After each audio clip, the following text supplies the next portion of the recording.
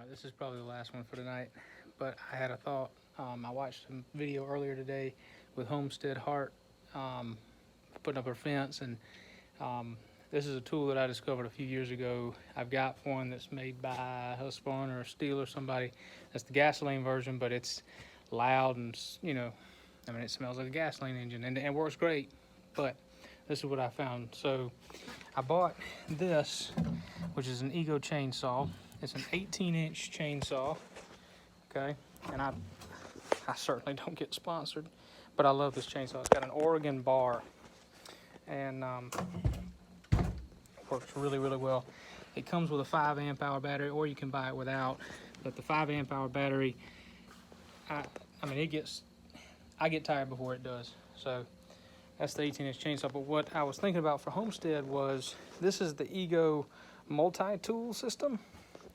Again, 5 amp hour battery, and I don't have them plugged up because I just had them plugged up this weekend. But it's a multi-tool, so you can disconnect it here. This was a string trimmer when I first bought it, but I don't have much use for string trimmers. And so I took all the string trimmer stuff off, and this is the only piece that was left. And then I added this, which is it's a steel, let me see if I can get my headlamp on here. It's a steel head cutter tool, and it's basically like a little mini chainsaw. See how the teeth. But y'all, I mean, anybody who's ever run a string trimmer before knows, if you go up against a little tiny gum tree, that string's toast.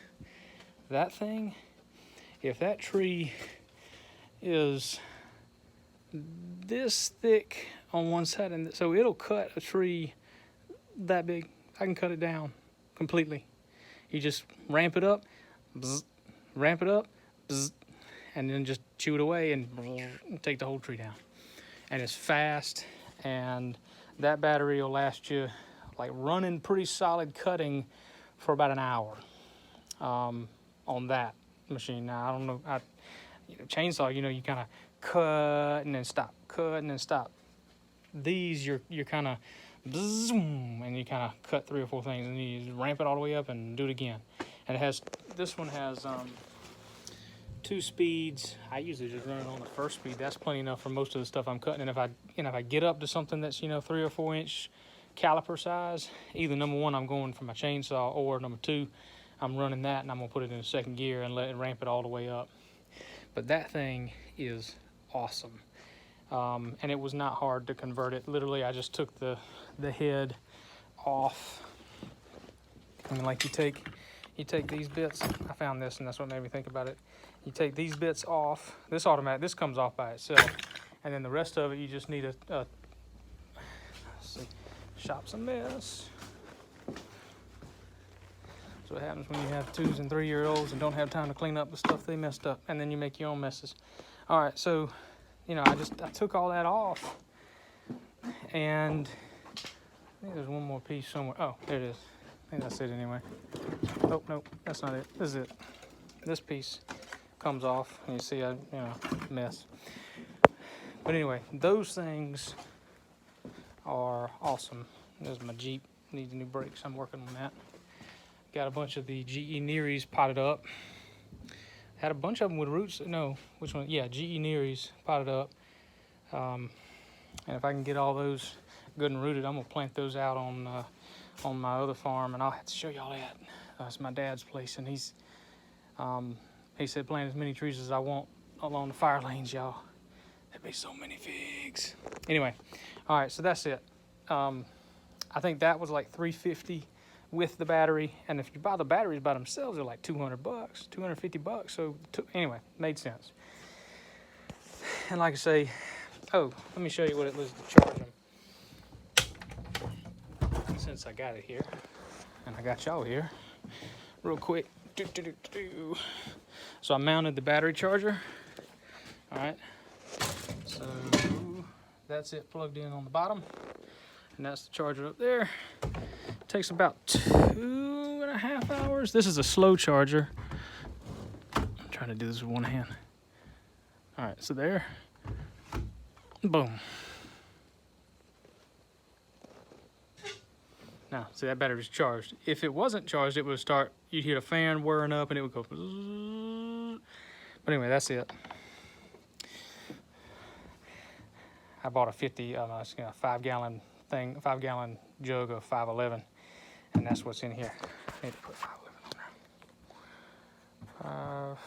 511, boom.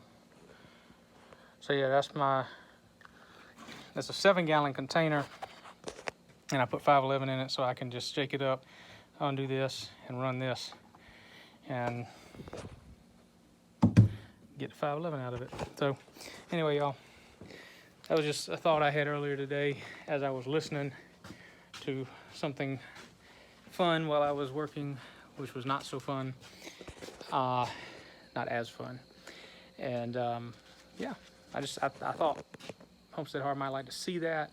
The little blade on the top, $20, I don't know. I mean, I think you can sharpen them. I don't know. You get about 5 to 10 hours out of them as long as you don't hit anything really sharp. And then I can probably have it sharpened. I'd probably take it and get it sharpened by the folks that sold it to me. But anyway, that's what I was thinking about. If you don't have one of those, or if you'd like to see me actually use it, or hell, just go look on, type in brush cutter. Yeah, type in brush cutter. There's a bunch of them, and there's all kind of different ones, but the principle is the same. It's basically a chainsaw blade at the level of a weed eater, and you don't have to bend over with the chainsaw. And of course, then you're not getting your chainsaw blade into all that dirt, which messes it up, dulls it. You got to sharpen it. So, just a thought I had. Anyway, I'll see y'all later. I'm gonna run out here and probably look at some more plants.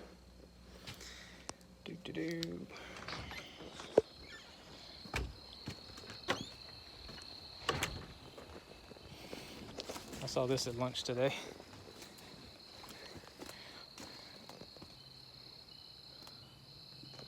Starting to bloom. This is a cold hardy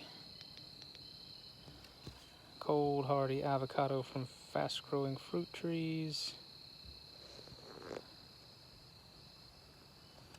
So yeah, it's starting to bloom. I don't think it is self-fruitful, and my reed avocado over there is still recovering from the winter time.